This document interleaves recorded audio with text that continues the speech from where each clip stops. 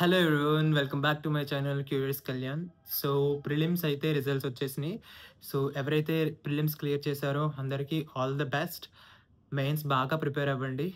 So mains అనేది what ever మీరు ఇప్పటిదాకా చదివారో ప్రతి క్వశ్చన్కి కూడా, అంటే ప్రతి సబ్జెక్ట్, అంటే సిలబస్లో ఉన్న ప్రతి టాపిక్కి ఒక కన్సైజ్గా, ఒక ప్రిసైజ్గా ఒక ఇంట్రొడక్షన్ అండ్ బాడీ అండ్ దానికి తగ్గట్టు ఒక కన్క్లూషన్ మంచిగా రాసి పెట్టేసుకోండి.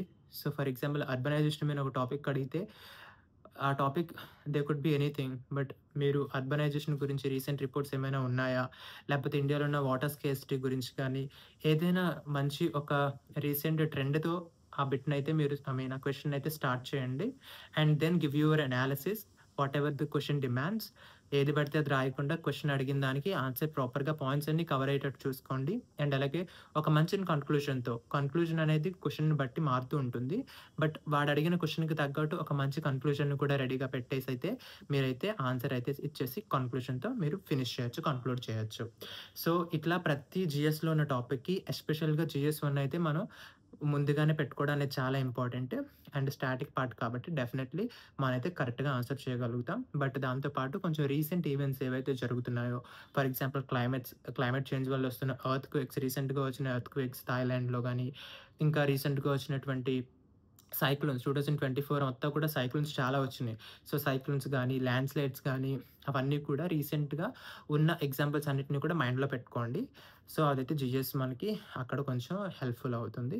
సెకండ్ థింగ్ వచ్చేసి ఇక్కడ మనకి GS2లో కమిషన్స్ కానీ, ఇంటర్నేషనల్ ఆర్గనైజేషన్స్ వాటి రిపోర్ట్స్ అవన్నీ కూడా మీరైతే పెట్టుకోండి.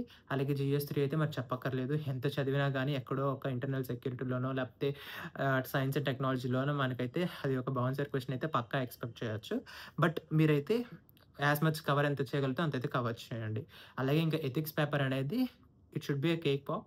సో ఎథిక్స్ పేపర్ని చాలా బాగా ముందు నుంచి ప్రాక్టీస్ చేసుకోండి. కేస్ స్టడీస్ కానీ అన్నీ కూడా పెట్టుకొని సో హ్యాపీగా అయితే GS4 అయితే ఎంజాయ్ చేస్తూ మీరైతే కంప్లీట్ చేసుకోవచ్చు పేపర్ని.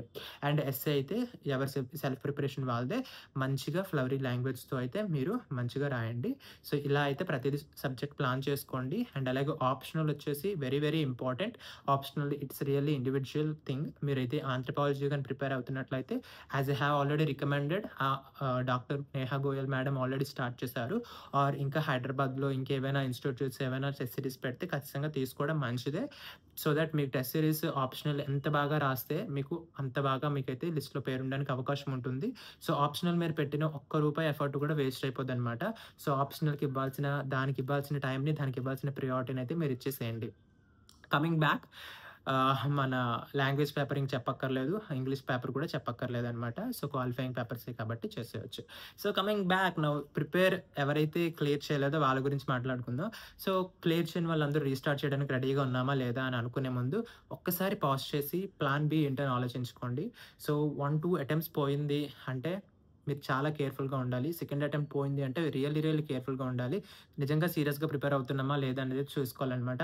దట్టు ప్రిలిమ్స్ అయిపోయింది అంటే లాస్ట్ ఇయర్ 3 ఇయర్స్ మేము రాసాము, బట్ స్టిల్ ప్రిలిమ్స్ పోయింది అంటే you are not really serious with your preparation. ఏదో ఉంది, మనం ఇవ్వాల్సినటువంటి రెస్పెక్ట్ ఇవ్వట్లేదు అనమాట CSATకి. సో రీసెంట్గా చాలామంది కాంటాక్ట్ అయ్యి CSATలోనే పోయింది, GS చాలా బాగా వచ్చాయని చెప్పారు. సో మీరు ఏ సబ్జెక్ట్కి ఇవ్వాల్సిన రెస్పెక్ట్ ఆ సబ్జెక్ట్కి ఇవ్వాలి. GSని ఇచ్చిన ఇంపార్టెన్స్ మీరు CSATకి ఇవ్వలేదు, దానికి ఇవ్వాల్సిన టైం దానికి ఇవ్వలేదు. అది మీ మనస్సాక్షిగా తెలుసు అనమాట. సో దానివల్ల మీరు కొంచెం వెనకబడి ఉన్నారు. Otherwise you have cleared and year prelims mains రాసి ఉండేవాళ్ళు అనమాట.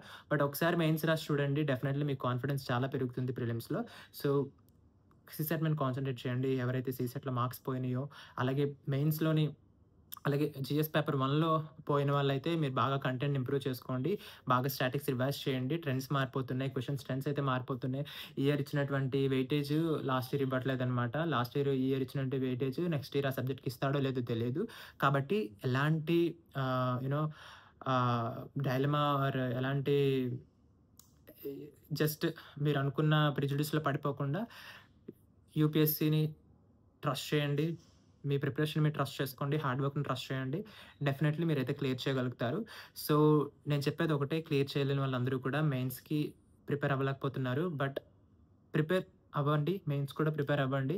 As if you are writing mains అట్లానే ప్రిపేర్ అవ్వండి. ఈవెన్ దో మీరు ఎగ్జామ్ రాయకపోయినా సో, మెయిన్స్‌కి ఒకవేళ క్లియర్ అయితే ప్రిలిమ్స్ క్లియర్ అయితే నేను మెయిన్స్ రాస్తాను కదా! ఈ ఇయర్ అనుకోని మెయిన్స్‌కి ఎంత ఎఫర్ట్ అయితే పెట్టగలరో, ఈ ఇయర్ మీరు మెయిన్స్ రాస్తే ఎలా ప్రిపేర్ అవుతారో అట్లా మెయిన్స్‌కైతే ప్రిపేర్ అయిపోండి. సో, డెఫినెట్‌లీ ఆ కాన్ఫిడెన్స్ మీకు నెక్స్ట్ ఇయర్ ప్రిలిమ్స్ మీద పడుతుందనమాట. సో, ప్రిలిమ్స్ క్లియర్ అవ్వకపోయినా మెయిన్స్‌కి ప్రిపేర్ అయిపోండి. సో, మెయిన్స్‌కి రెడీగా ఉండండి. క్వెషన్స్ తీసుకోండి జీఎస్‌లో. ప్రీవియస్ ఇయర్ క్వెషన్స్ అన్నీ తీసుకోండి. వాటన్నిటికి ఆన్సర్స్ రాయండి. వాటన్నిటికి ఒకసారి ఆన్సర్ మీరు ప్రిపేర్ చేసుకొని వాటిని మళ్ళీ రివైజ్ చేసుకోండి. సో, అట్లా చేస్తే మీకు ఆటోమేటిక్‌గా జనరల్ స్టడీస్ పేపర్ 1 కూడా కంప్లీట్ అయిపోతుంది ప్రిలిమ్స్‌లో. స్టాటిక్ పోర్షన్‌లో మీకు ఎలాంటి ఇష్యూస్ ఉండవు. కాబట్టి ఎవరైతే క్లియర్ అవ్వలేదో ఈ ఇయర్ నేను పెట్టే టిప్ ఏంటంటే ఆప్షనల్ ప్యారలెల్‌గా ప్రిపేర్ అయిపోండి. బట్ జీఎస్‌కొచ్చేటప్పటికి ఈ ఇయర్ మీరు జీఎస్ ఇన్ కేస్ మెయిన్స్ రాస్తే ఎట్లా ప్రిపేర్ అవుతారో అట్లా ప్రిపేర్ అయిపోండి. సో దట్ మీకు సిలబస్ కూడా కంప్లీట్ అయిపోతుంది. So once you have formed that fundamentals with mains preparation definitely on top of it current affairs in news paper would definitely a bonus ఇంకా చెప్పక్కర్లేదు. So that's all for this video. In case మీకు ఏమైనా doubts ఉంటే కింద నా Telegram and Topmate channel link కూడా ఇస్తున్నాను. అక్కడ మీరు వెళ్ళి నాకు రిక్వెస్ట్ చేసి you can schedule a 1-on-1 call with me if you feel I can help in any way. Thank you.